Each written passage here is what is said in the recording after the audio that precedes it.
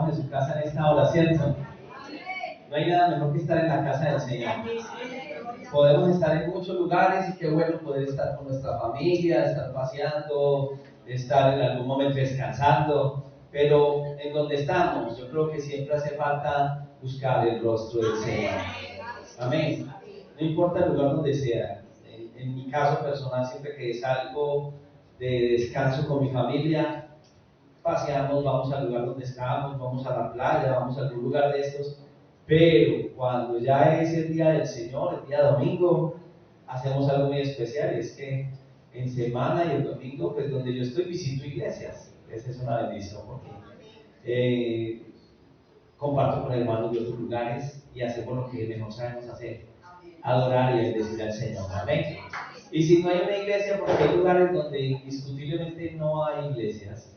Estos días hablaba con uno de nuestros líderes de la iglesia, que el Señor siempre estaba al lado de nosotros, ya lleva como 20, 15, 18 años, Anderson, y él está por allá en el pueblo de Antioquia, y me decía, increíble pastor, no hay ni siquiera iglesia de hermanos solitarios, ni iglesias, son muy normales encontrarlos en aquellos lugares, ¿cierto? Y le dije, entonces, el culto que no, lo hacía yo aquí con mi esposa, bien sabroso. Pero hay que adorar al Señor, hay que bendecir al Señor. Donde estemos, adoramos al Señor. O no, y glorificamos el nombre del Señor. Denle un aplauso al Señor.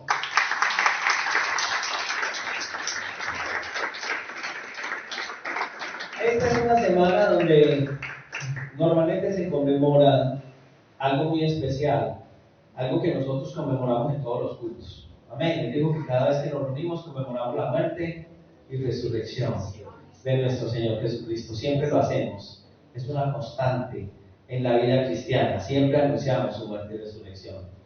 Pero esta semana es una semana donde la gente tiene inquietud y deseo de agradar a Dios. En el error, en el no error, en lo que hay, se habla del Señor. Y aprovechemos nuestra nación hasta donde Dios permita que podamos adorar a Dios. Hay naciones donde el nombre del Señor no puede ser mencionado. Hay hermanos, hoy hay hermanos que están siendo asesinados por seguir el nombre del Señor. Hay países donde ha cambiado el Evangelio, ya no buscan el rostro del Señor a través de la palabra. Hay otros movimientos muy peligrosos donde entran a los templos cristianos y asesinan personas que adoran y bendicen el nombre del Señor. A nosotros no, todavía no, ¿cierto que no? No hay por el momento, aunque oramos al Señor, porque no sería raro que hoy o mañana algo pasara en esa parte y no está de una manera contraria. A veces nosotros no oramos bíblicamente. Usted nos cuenta que a veces oramos de una manera en la que nosotros decimos que eso no nos pase, Señor, pero bíblicamente en la profecía bíblica, en la escatología bíblica está escrito que cosas van a pasar en el mundo. Eso va a pasar, y si eso pasa, adoramos al Señor. Amén. Si podemos congregarnos, adoramos al Señor, y si algún día no podríamos congregarnos, buscamos la forma de reunirnos en algún lugar y bendecir el nombre del Señor. Hay algo muy importante y que el hermano Lisandro nos leía ahora en Mateo capítulo 27, del verso 22, cuando son palabras de un rey, son palabras de alguien que tenía una responsabilidad, realmente era una responsabilidad que tuvo en su momento. Y este hombre era un gobernador, en ese momento, hablo de un rey, era alguien que gobernaba. Y estaba con la responsabilidad frente a la gente que él tenía alrededor. Él tenía que juzgar entre lo bueno y lo malo. Los gobernantes siempre tienen que tomar decisiones. Las decisiones que los gobernantes tienen no siempre son bien vistas. ¿Usted se ha dado cuenta de eso? Si se hace una cosa, a la gente le gusta. Si no se hace, no le gusta. Si usted tiene una empresa o tiene un negocio o algo, habrá gente que no le gusta como usted lo hace.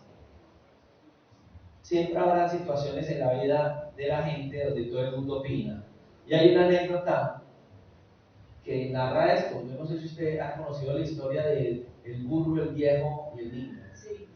¿Cierto? Los tres iban caminando y de un momento a otro, pues, el viejo vio que el niño era muy pequeño y caminaron un tramo muy largo. Entonces dijo, ¿por qué no el niño va en el burro? Y yo ya, pues, no, estoy viejo, pues, toda mi vida he caminado, voy a caminar.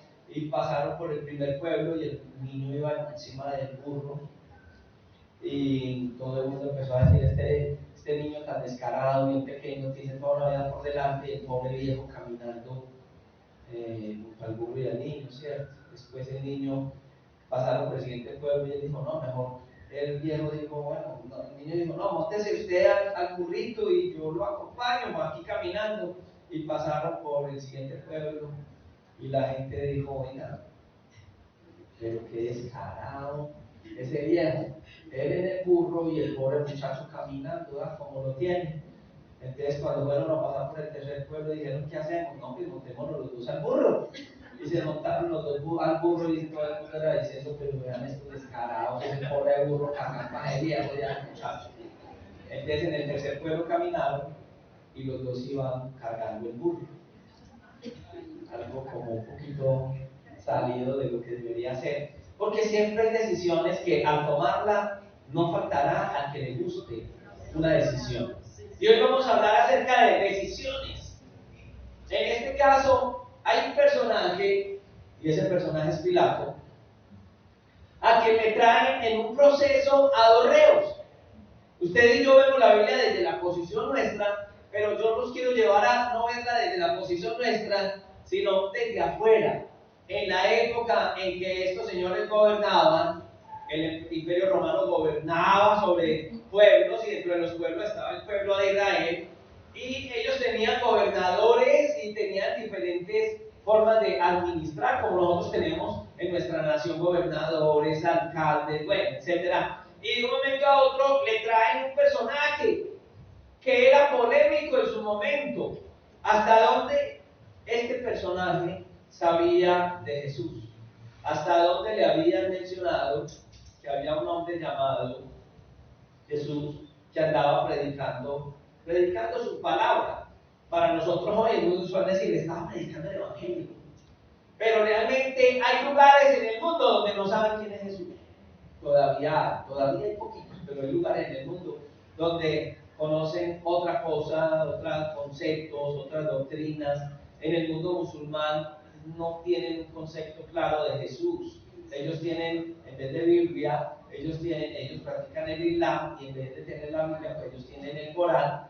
Y aunque habla de Moisés y estos Jesús no es el Mesías prometido. Es que es más, hay lugares como en Israel donde Jesús es un personaje al que le sacan plata, porque la gente va y tiene lugares turísticos y todo, y aquí vivió, y aquí murió, y hay varios lugares donde supuestamente fue enterrado, no hay uno solo, hay varios, y a todos le sacan plata. Pero realmente la gente de allá no ha recibido al Mesías, ¿sabía eso? Ellos viven bajo la ley de Moisés, bajo el judaísmo, son muy pocos los judíos totalmente convertidos. Entonces, Jesús era un personaje, empezó a ser alguien en el pueblo. Y en medio de todo esto, él es traído donde este hombre, porque era como un reo presentado, porque le estaba levantando, entre comillas, al pueblo, a un pueblo que estaba subyugado, en contra del imperio. Entonces eso nos decía, él habla en contra del imperio, él dice que viene a establecer un reino, él va a dividir, ahora nos van a montar aquí, porque años antes de que el Señor fuera a la cruz, ya se habían sublevado algunos, después del Señor Jesucristo también hubo un momento difícil, y entonces todo esto era difícil porque había que controlar a esos pueblos que estaban bajo el imperio, y le traen a este hombre a Jesús. Claro, Jesús tenía un carácter diferente. Jesús es Dios. Entonces cuando le traen a Jesús no es cualquier personaje, le traen a alguien que despierta una sensación diferente. En todo este capítulo 27 del libro de Mateo nos va a narrar parte de lo que sucedió. El evangelio, ya lo había dicho el día anterior, es narrado por 3, 4 personajes: Mateo, Marcos, Lucas, que narran muy similar la vida de Jesús.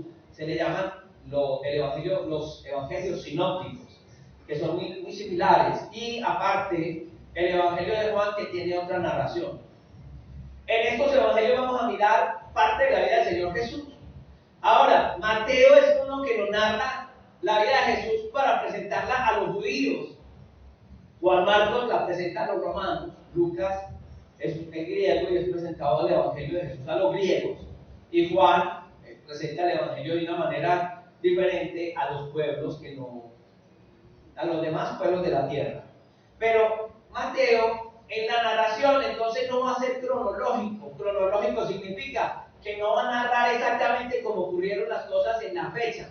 En Mateo 5, 6 y 7, usted va a ver en el Sermón del Monte que él va a narrar los sermones que va a describir Juan en 3 oportunidades. Entonces él narra un sermón aquí, un sermón allá, pero en Mateo dice el Sermón del Monte realmente es la compilación de los sermones que hablan del reino de Dios. En la narración de los últimos días del Señor Jesucristo, en la obra que estaba haciendo en la tierra, entonces vemos que el Señor Jesucristo es presentado ahí y habla de algo muy especial, porque está hablando cómo el Señor es traído. ¿Quién fue el que trae a Jesús delante de este hombre Pilato? No fue cualquiera. Eran los ancianos y los sacerdotes de Israel. Entonces ya estamos hablando de algo de palabras mayores. Porque ¿quién entregó a Jesús? ¿La gente que no era judía? No. Los mismos judíos no percibieron a Jesús. Nosotros vivimos en una nación que dice ser cristiana. De hecho, escuchamos en este momento que hay una celebración, ¿cierto? La celebración que conmemora los hechos ocurridos la última semana de Jesús, ¿cierto? Se supone que hoy estamos, la tradición celebra la resurrección del Señor Jesucristo. ¿Amén o no amén? Amén. Y notamos que, a pesar de que hablamos de Jesús, del mismo Jesús, a veces hay rechazo a Jesús. A nosotros nos han perseguido por Jesús. Hemos perseguido cuando no conocemos del Señor a otros por Jesús. Peleamos por Jesús. ¿O no? Discutimos con otras personas por el concepto que se tiene de Jesús. Muy bíblico algunos, antibíblico otros, pero lo tenemos. Siempre tenemos que presentar y darnos cuenta de una realidad. Todos los seres humanos, más en el caso de nosotros, que estamos en una nación como la nuestra, hemos oído hablar de Jesús.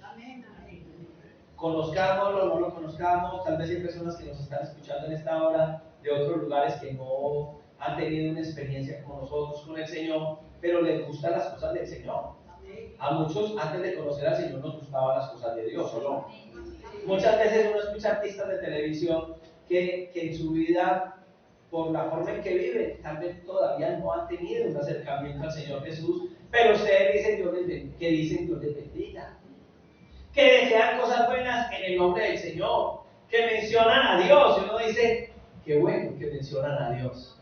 Amén. Habrá un momento en la vida de cualquier ser humano que tenemos que enfrentar la realidad de la cruz, la realidad de Jesús, que Él se nos va a presentar a nosotros de una u otra manera.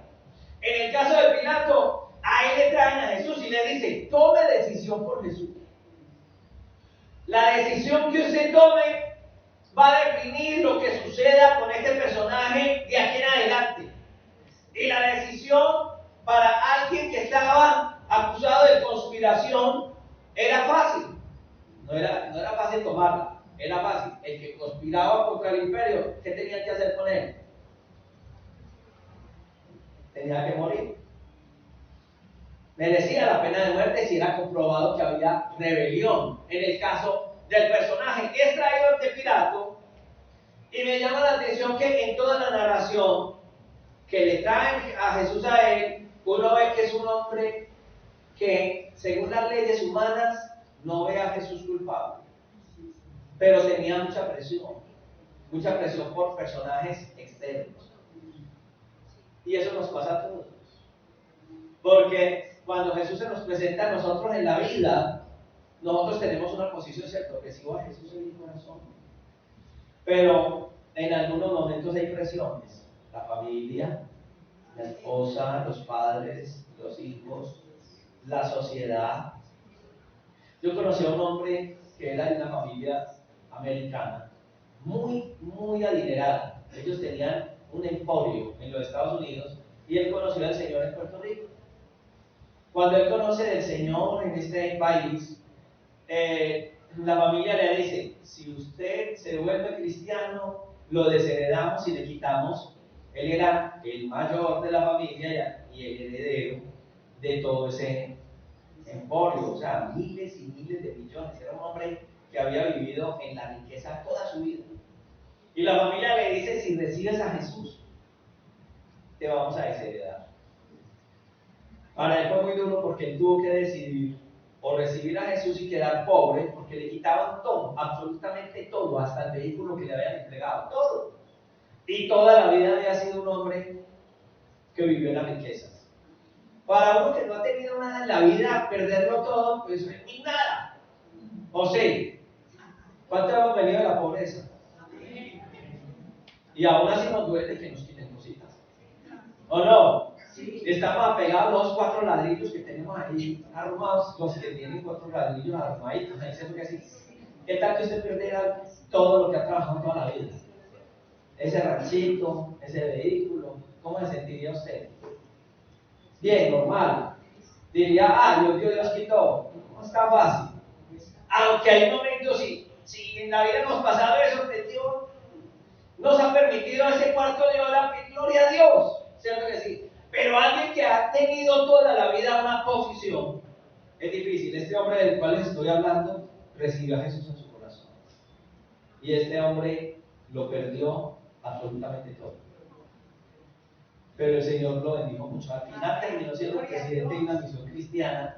Y Dios lo bendijo y prosperó y predicó el evangelio. Y hablando de prosperidad, no estoy hablando del dinero.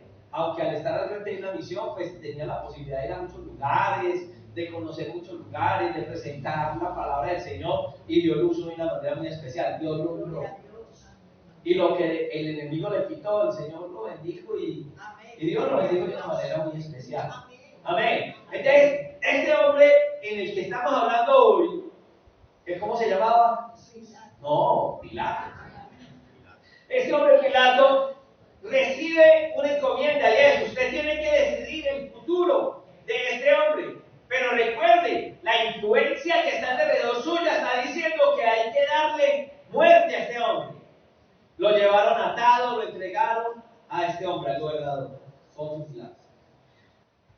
Nos sigue diciendo el texto, por allá en el versículo 3 en adelante, que había varios personajes que actuaron en él y que sucedieron cosas alrededor de ellos. Por ejemplo, Judas había entregado al maestro y cuando se dio cuenta del error quiso devolverlo, devolvió, ¿cierto? Vino y trajo las monedas que había, con las que había vendido al maestro. Un hombre que se dio cuenta de que había cometido un error al rechazar a Jesús. Porque hay quienes rechazan a Jesús. Rechazar a Jesús es un error muy grande. Hay gente que por algún momento casi llegan al Señor.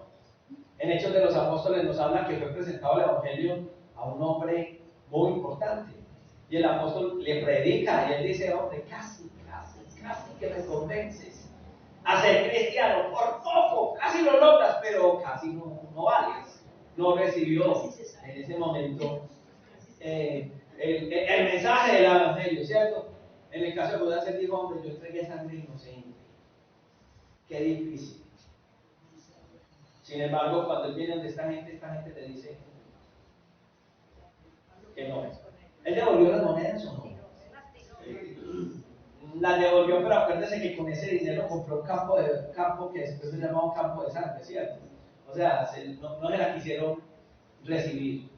Porque hay un dicho muy común en nuestro país que dice, el diablo le paga mi mal al que bien decide. Nunca una persona que rechace a Jesús va a terminar bien, no porque el Señor le desee mal, porque el hecho de rechazar al Señor permite que el otro tenga autoridad sobre su vida. Cuando tú rechazas a Jesús en tu vida, el otro gana terreno en tu vida. ¿Quién gobierna tu vida? Si no la gobierna Jesús, hay otro personaje que está gobernando tu vida, el adversario. Amén. ¿Le sirvo a uno o le sirvo al otro? Mateo dice que él arrojando estas piezas de plata se ahorcó, pero ya después el otro evangelio nos dice que compró ese campo y se ahorcó, ¿cierto que sí? Y él murió ahorcado, ¿cierto que sí? Pero dice que sus entrañas se abrieron, entonces como un ahorcado ya la otra versión del otro evangelio nos muestra que él se ahorcó, pero debió haberse partido la rama de este árbol porque cayó y sus entrañas fueron abiertas, porque a pesar de que tuvo mucho dinero por haber entregado al maestro, el dinero no fue el que le da la paz. Tal vez algunos de nosotros, cuando no hemos alcanzado una posición social, pensamos que lo máximo en nuestra vida es el dinero.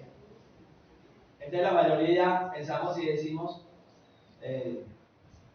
salud, dinero y amor, ¿cierto que sí? Que esa frase la pronunciaba mucho una señora que estaba en Escobar hace muchos años. ¿Recordamos? Los que sabemos de eso. Y la frase era salud, dinero y amor, salud, dinero y amor. Y eso nos quedó. Entonces, ¿qué sería lo mejor en la vida? Salud, dinero y amor. Realmente, el dinero no lo es todo. Mucha gente que tiene mucho dinero termina con sus vidas. Porque a pesar de que haya mucho dinero, no hay paz. No hay paz para la persona que no tiene al Señor en su vida y en su corazón. Amén. Entonces, sucede que en medio de todo esto, Pilato está en la escena. Él está delante, Jesús delante de Pilato. Y Pilato lo que le puede preguntar a Jesús es, bueno, si dicen que usted viene a levantar una rebelión, porque usted va a ser el rey de los judíos, ¿es usted el rey de los judíos? ¿Qué le dijo Jesús? Usted le está diciendo. Eso. Ayer estábamos hablando aquí cositas y algunos hermanos contestaban allá afuera y yo les decía, usted lo dijo, usted no. Porque la realidad es algo que no se puede trasladar a otra persona, la realidad es la realidad y ella es normal que cuando algo que es realidad se diga, nosotros tengamos que callar frente a él. Rechazar lo que es real es difícil.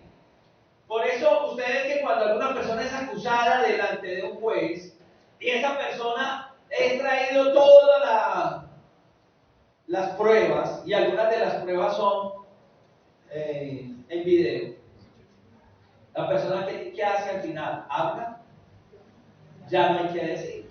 La persona posiblemente si no quiere aceptar se queda callada, ¿cierto que sí?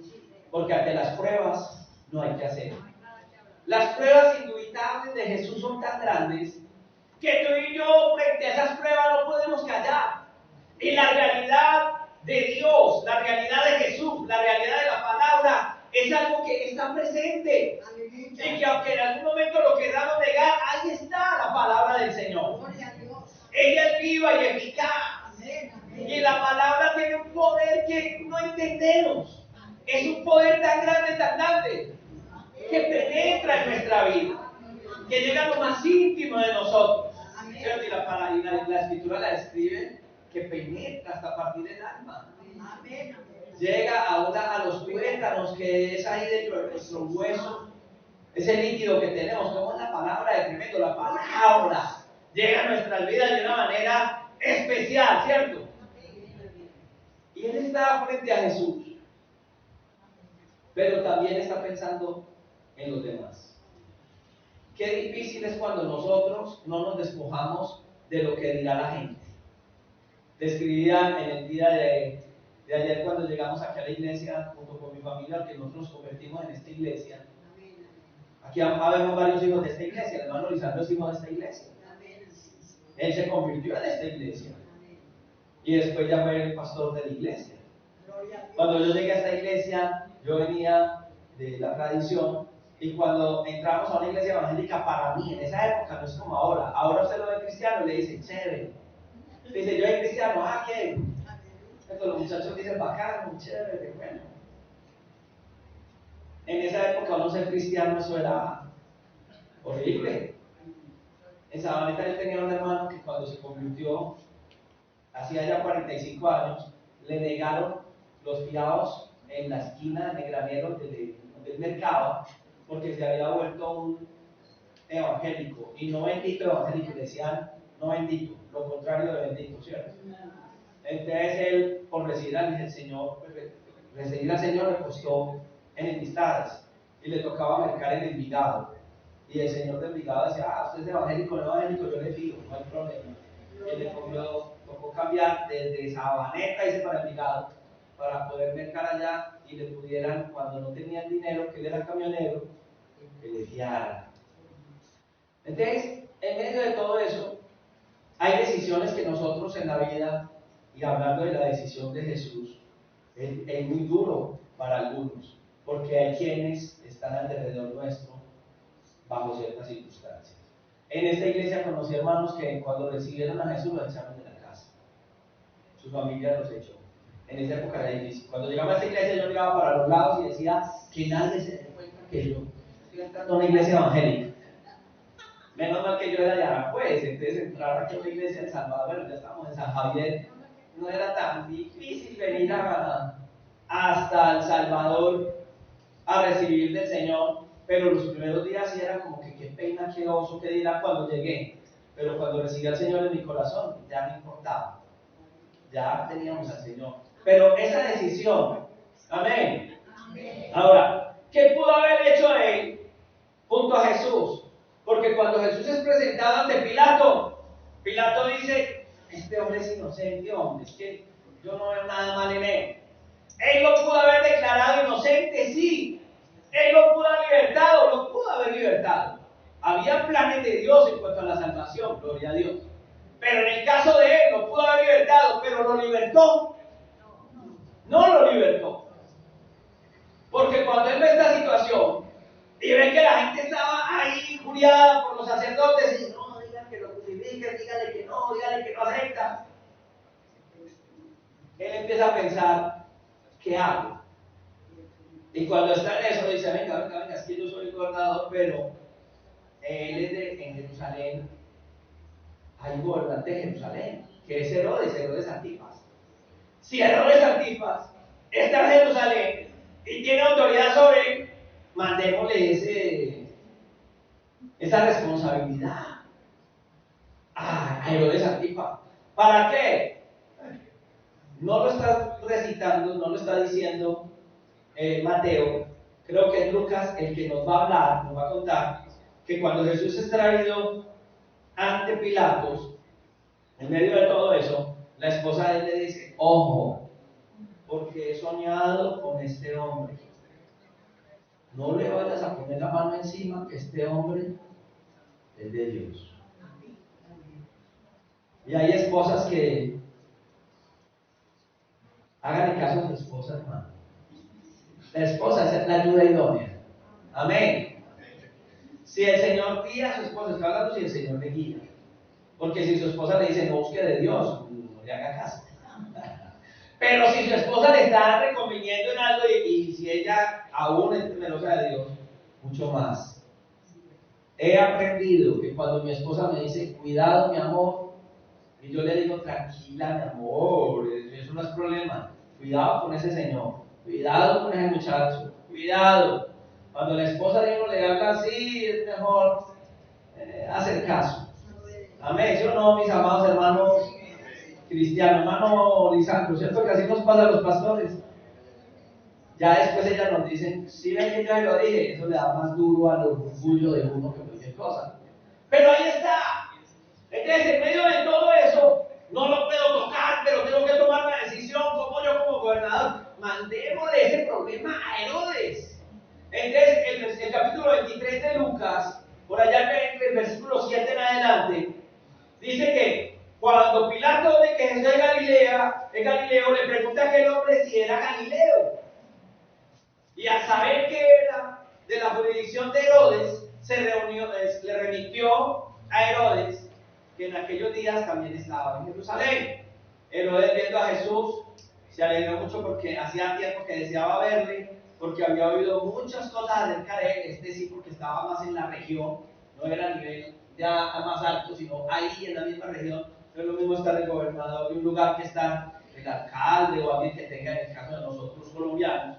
Y en medio de todo eso, entonces le escuchó hablar y le hizo muchas preguntas. Lastimosamente, para él no era el momento de Jesús responder. Entonces el Señor calló. Ahí estaban vinieron los sacerdotes, vinieron los escribas y estaban ahí acusando, dice que competencia permanentemente.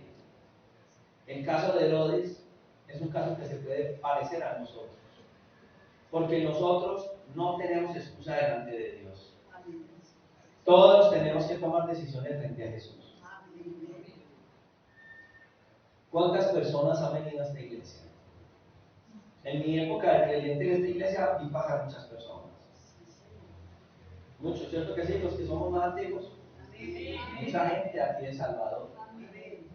Cantidad de personas del barrio El Salvador. Vinieron aquí a la iglesia de Buenos Aires, del barrio Nacional, del barrio Las Palmas. Hasta de Buenos Aires, ya tenemos aquí un representante de una de las familias, ahora hablaba el hermano Paul, ¿qué es cierto? Sí. Y me contaba que uno de los niños. ¿Allá arriba? Muy bien. Amén. No me acuerdo de usted, mi hermano, pero es más, nos debimos de haber conocido en ese tiempo. Sí, en el segundo piso de eso teníamos campañas y venía gente, y era solo el heladito de allá. Una bendición muy grande. ¿Dónde está esa gente? Algunos murieron, sí, pero ¿dónde están los que no están en una iglesia? ¿Qué decisión tomaron? ¿Por qué tomaron esa decisión? ¿Por qué llegaron a ese punto en sus vidas?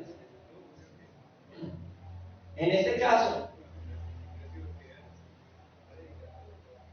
cuando él mira esta situación, él convoca a los sacerdotes, a los gobernantes y al pueblo. Y dice: ustedes me trajeron a este señor por perturbar al pueblo. Y cuando yo lo interrogo delante de ustedes, yo no hallo problema en él. No entiendo lo que está pasando con él. Este hombre para mí no es digno de muerte. No voy a declararlo digno de muerte. Voy a hacer algo con él. Lo voy a soltar. Y ustedes castíguenlo. Y con eso lo solucionamos. Le voy a soltar. Pero la multitud decía: no, que suelten a otra persona que era una persona bien difícil para con el pueblo. Mejor suelten al delincuente del barrio que soltar a Jesús. Este hombre había levantado la ciudad, estaba en la cárcel y también había asesinado a alguien por ahí. Entonces la gente dijo: preferimos al asesino. Oiga, qué difícil es cuando la gente prefiere el mal que tiene. Qué difícil es cuando preferimos la cantina que preferir la iglesia. Qué difícil es cuando preferimos cosas seculares, cosas en la vida normal, cuando estamos confrontados al camino de Jesús. Anteriormente había un cuadrito, algunos todavía lo tienen por ahí, lo vi hace unos días en la cafetería de un señor inconverso, y ya lo tenía muy viejito, y yo le dije: ¿a usted le gustaría uno nuevo? ¡Ay, me encanta! Y usted conoce a Jesús. Claro, yo voy a misa cada 8 días, y etcétera, y bueno.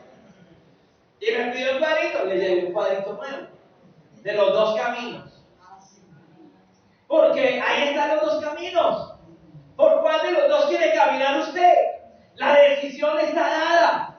Usted puede caminar por el camino del Evangelio, que no es el camino para mirarlo desde la carne, para mirarlo desde lo humano. Es un camino diferente.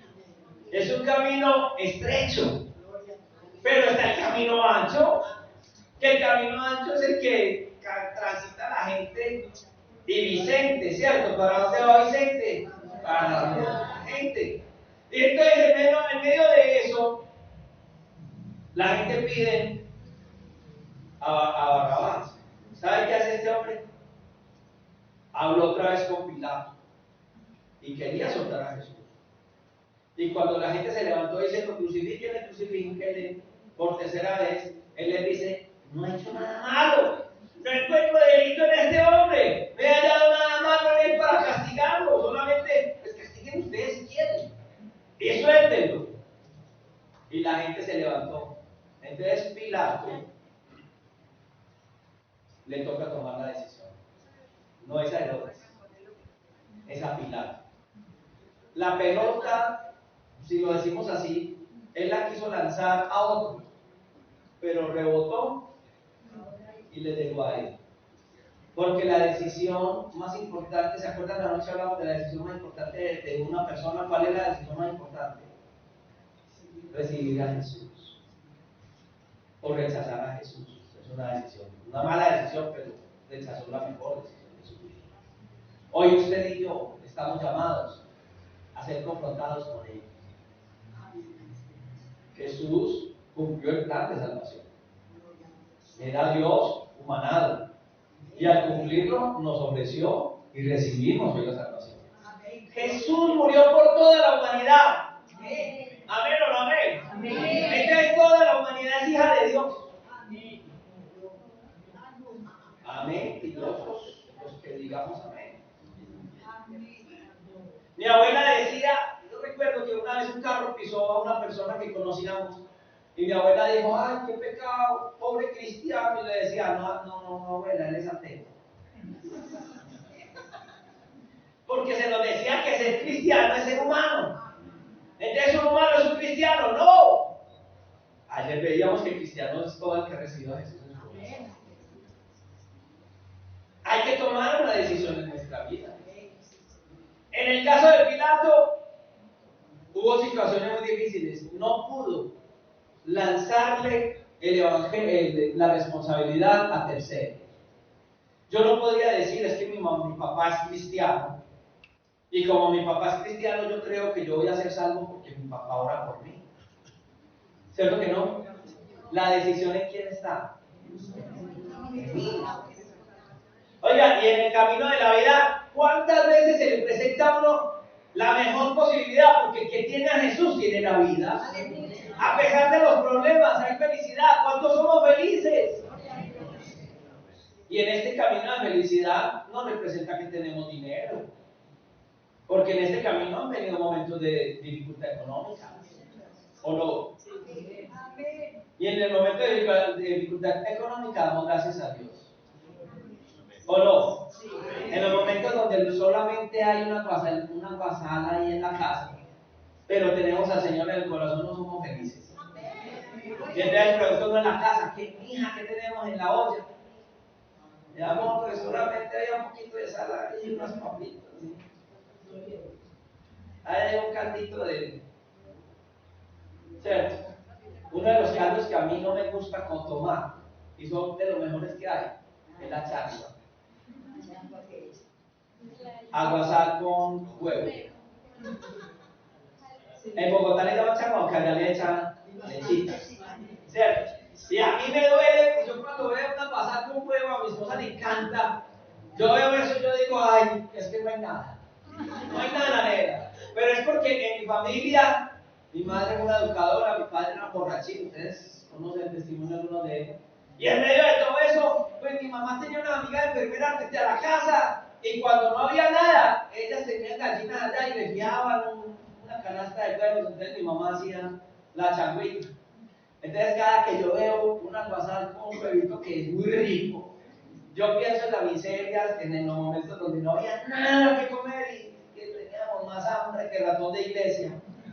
Y entonces mi mamá traía la changuita y era una bendición, pero también el recordar la changuita era como: ay, no hay más que comer, ¿cierto? Aunque un huevito con sal es bien. Pero en los momentos de dificultad, donde gracias a Dios la proteína está representada con el huevito, es una bendición, porque tenemos lo más importante: paz, tranquilidad en el Señor, y la esperanza de que el Señor abrirá puertas, y de que su palabra hay muchas promesas para nosotros como hijos. Por ejemplo, no he visto justo desamparado ni su descendencia que mendigue pan.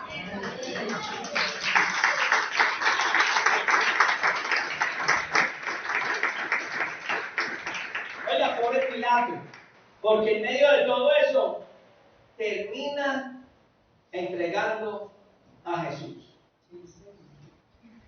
¿Él podía absolver a Jesús? Sí. Él es juez. Y quien tiene la autoridad la tiene. Yo trabajo en la comisaría de familia. Y cuando nos llegan los problemas de las familias, pues trabajamos alrededor del comisario. Y el comisario toma las decisiones frente a las situaciones. Él es el que toma la decisión. En el caso de un niño, si el niño va a ser retirado de su hogar, va a llevarse a un lugar de bienestar, sí o no, y él cuenta con el equipo psicosocial y nos dice, podemos o no, cómo está el niño, cómo está su familia, tiene familia extendida o no, y él nunca puede decidir que dejemos eso a medias. O lo retira o lo coloca, y él va a llevar las consecuencias de sus actos, porque es para lo que ha sido colocado en ese lugar. Lo más tremendo es que nosotros en nuestra vida somos dueños de nuestra vida, pero hay momentos donde lo afrontamos. Mire que cuando su esposa le dice mi hijo tal cosa, a usted no le interesa eso. Es mi vida, déjeme tomar la decisión. ¿Cierto que sí? A veces somos así. O a la señora también le dice, quédate calladito, es mi decisión, pero las consecuencias las tiene que asumir el que toma la decisión frente a la situación.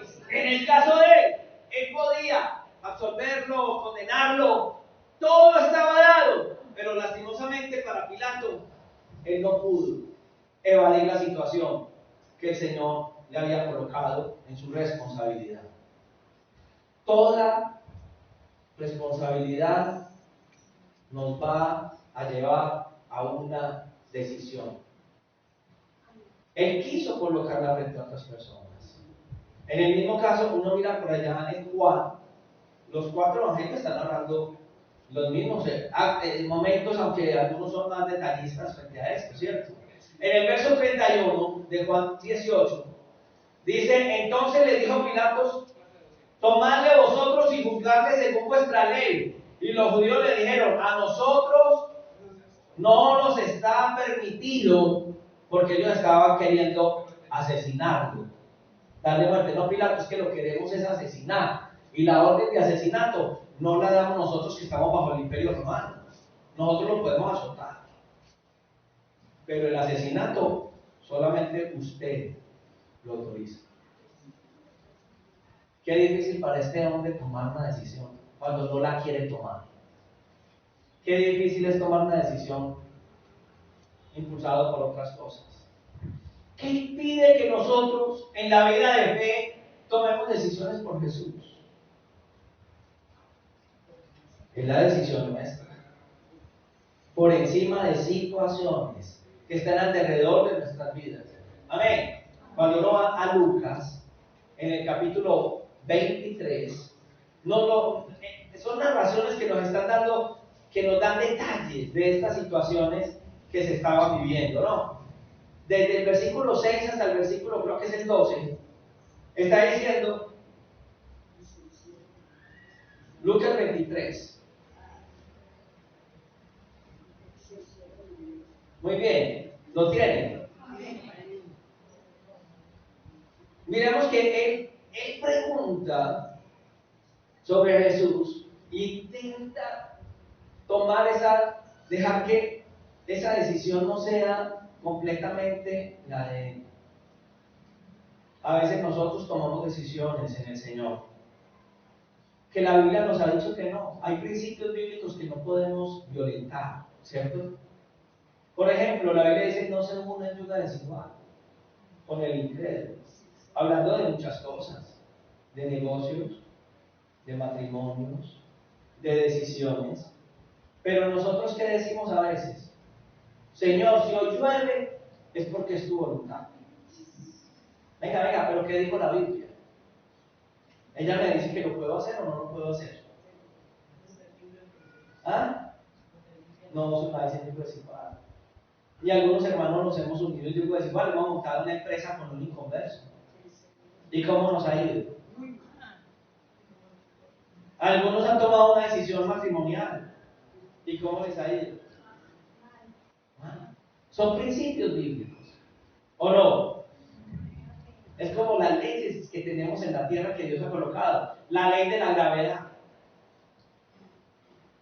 Yo recuerdo cuando salió Superman, yo era muy chiquito, bueno, al menos hace muchos años, cuando yo era muy pequeño hablaban de Superman también, para mí era novedad en esa época. Y muchos niños de mi época se colocaban una toalla, se la amarraban y se tiraban de un sexto piso, de un onceavo piso, que porque era Superman. Yo también me lancé, yo me iba a lanzar, me puse una toalla y gracias a Dios me cogieron. Cuando teníamos un añito, vivíamos aquí a una cuadra de la iglesia, aquí en estas casitas verdecitas, y mi hija me marca tiró del segundo piso pensando que era Superman. Y se dio cuenta que hay una ley que se llama la ley de la gravedad, que es una ley de atracción. Las leyes están colocadas y no las puedo violentar. ¿Cierto que no? La única manera es entender la ley de la gravedad y crear motores que compensen esa gravedad y puedan hacerme andar en un avión, en un cohete. ¿Cierto que sí? Hay principios de Dios, de la fe, que están ahí. Por ejemplo, todos los seres humanos tendremos que enfrentar un momento de decisión frente a Dios. Y cuando estemos muertos está establecido para los hombres que mueran una sola vez. Y después el juicio. En el momento de la muerte no hay responsos, no hay misas. No podemos decir que Dios las saque de penas y las lleve a descansar. Porque en el momento de la muerte lo que hayamos en vida, sembrado, el haber recibido la salvación de Dios, es algo especial. Ya después de muerto, muy difícil. Perdónenme. Dios en su misericordia puede hacer que una persona en su último momento reciba al Señor. En la cruz del Calvario uno de los dos ladrones recibió al Señor. ¿Cierto que sí? Pero recuerden, fue un momento de Dios. Porque yo a veces veo, hermanos, en la fe que hay un accidente y se le arriban a la persona y le dicen, reciba a Jesús en su corazón. La persona está más allá que acá, ni siquiera piensa allá. Porque algunos hemos estado en momentos donde nos dicen, ¿y usted en ese momento qué pensó? Yo no pensé nada. Ya cuando desperté ya pasó eso. Pero algunos dicen, no, yo lloré por él cuando se estaba muriendo y se fue derechito. ¿Para dónde? Él debió haber tomado su decisión en vida. Dios podrá en su misericordia permitir que alguien tenga una lucidez, solo Dios sabe. Pero esperar el último momento para esa decisión es peligroso. Es que tú no puedes tomar la decisión a última hora. La decisión la tienes que tomar en el momento. Por ejemplo, la palabra hablando de la salvación. Cuando la salvación se nos presenta en nuestra vida, la palabra dice, hoy es día de salvación. ¿Cuándo? Hoy. Por ejemplo, si alguien nos está viendo y escuchando y no ha recibido a Jesús en su corazón, la palabra te está diciendo hoy. Porque posiblemente algún día morirás. Puede ser hoy.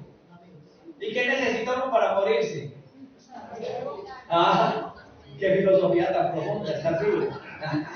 Pero es la realidad. El momento de entrega al Señor, en cualquier momento, hay deportistas que les ha dado con el on y ese cuerpo se acabó. Se fueron. Deportistas. Y les ha dado un problema en el corazón cardíaco, ¿cierto?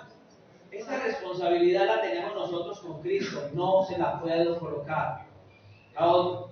Oiga, y a veces somos descarados. Usted no es que a veces decimos, hermano, yo me arrepiento cuando Dios quiera. Cuando Dios quiera. ¿Y cuando quiere Dios? Ya. Hoy es tiempo de salvación. No puedo tener excusas. ¿Saben cuál es la excusa que he escuchado yo muchos hoy? Hermano, es que hay muchos que dan mal testimonio. Es que veas que yo conozco un líder. Bueno, hasta algunos conocen a alguien que se cayó de la gracia de Dios y fue un líder religioso. Es que yo conozco a alguien que, hermano, no interesa. Esa persona dará cuenta a Dios de su vida. Pero es tu vida la que tiene que estar delante de Dios. Y la pregunta que iniciaba y bajo el título que comenzamos es, ¿qué pues haré hoy de Jesús? Porque Jesús a nosotros nos demanda renuncia, sacrificio. ¿Sacrificio de qué? Es que hay que hacer otro sacrificio para ir al cielo, ¿no? Morir a nosotros mismos, morir a nuestras pasiones, morir a lo que somos, a lo que nos gusta. Amén o no amén. Mire que el trago esclaviza, pero es muy bueno, diría el que lo consume. Es esclavo de él. Realmente un guayabo es muy duro, ¿o no? Las consecuencias del consumo de licor son muy duras, pero el que la consume le encanta y está esclavo de eso. ¿Sería la excusa para esa persona? No, ¿cierto que no? Ahora, en Mateo capítulo 16, verso 24, Jesús hablando con los discípulos les dice: si alguno quiere venir en pos de mí, niéguese a sí mismo, tome su cruz y sígame. Porque la verdad y la justicia son intransigentes. ¿Qué representó la obediencia? La Biblia dice que Jesús fue obediente ¿hasta cuándo? Hasta la muerte y muerte de cruz. Para Jesús, ¿qué representó la muerte en su humanidad? Vida. Él es la resurrección y la vida. Él obedeció al Padre y fue resucitado. En su humanidad, siendo Dios, pero en su humanidad resucitó. ¿Qué hubo para él? Vida. Y para los demás, ¿qué hablan cuando rechazan a Jesús? Si yo rechazo la vida, ¿qué recibo? ¿Qué significó el haber llevado a Jesús a la cruz en el caso de Pilatos? ¿Cómo estaría él en su conciencia? ¿Cómo quedó él? Pero se lavó las manos, ¿cierto? Yo me lavo las manos, lavándose las manos, esa carga que le quedó en su corazón la pudo limpiar. Lavándose las manos se puede lavar la conciencia, porque yo puedo lavarme el cuerpo, pero el pecado sigue en mi corazón, sigue en mi mente. Para él significó deshonra. Él se ganó al mundo, pero perdió a Dios. Yo puedo ganar el mundo y perder a Dios, pero también puedo ganar a Dios y perder el mundo. El recibir su palabra, el recibirlo en mi vida, para mí va a ser de bendición. El dejar que el Señor obre en mi vida va a determinar el curso de lo que sea para mí de aquí en adelante. Va a determinar vida eterna o muerte. Hoy, que el Señor habla a nuestro corazón, en nuestra vida. ¿Qué representa esa palabra que Dios nos quiere o nos está hablando en esta hora? ¿Hay vida para nosotros o muerte? Porque, hermano, hay gente que está muerto en vida. Hay gente que no tiene la bendición que nosotros tenemos, que no tiene la paz que nosotros tenemos. Hace unos años, estaba muy joven, empezando el ministerio, tenía 21 años, y estaba en la ciudad de Bucaramanga, porque yo también tuve parte de mi ministerio en Bucaramanga. Y estando en Bucaramanga, me mandó llamar un hombre. Yo tenía un programa radial, y un hombre muy adinerado, joven, como de 30 y tantos años, me mandó llamar. Me recogieron en un vehículo, me fui con ellos a un lugar muy importante en Bucaramanga, y llegué a una mansión. Había carros Lamborghini, todos esos carros, y todo era hermoso. Yo era joven, 21 años. Y cuando yo entré, era una casa inmensa, la sala donde yo entré era inmensa, y yo vi que había de todo. Y yo, y este hombre es muy bueno. Toda esa casa hermosa, y así al fondo era una habitación grandísima como el la de allá, y al fondo había una ventana, y había una piscina, y había unas mujeres hermosísimas, y hombres jóvenes y todo. Y yo decía, uy, este señor, ¿para qué me llamó? En mi juventud y en mi ignorancia. Cuando el Señor llegó, un hombre muy joven, yo pensaba que era un adulto, me llama y dice: venga, vamos allá a mi biblioteca, y empieza a contarme su vida, la lucha que tenía. Ese hombre había buscado en el sexo con hombres, con mujeres, después buscó con hombres, hasta con animales, había tenido una búsqueda de la tranquilidad y la paz. Y me decía, yo lo admiro a usted que tan joven. Y usted, yo predicaba del Señor y presentaba al Señor de una manera especial. Yo lo envidio.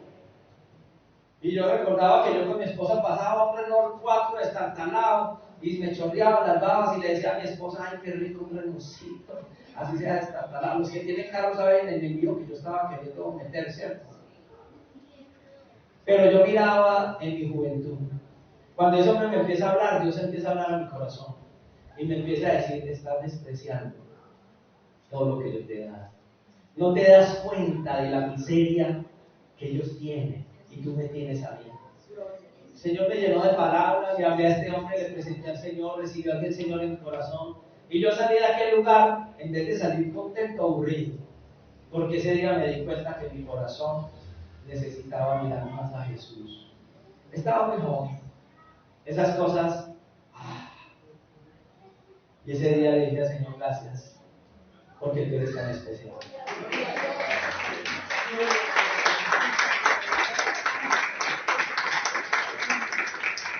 Porque a veces miramos hacia allá, pero no miramos hacia acá. ¿Por qué no cerramos los ojos por un instante? Y le decimos al Señor, Señor, sí, tal vez el mensaje ha sido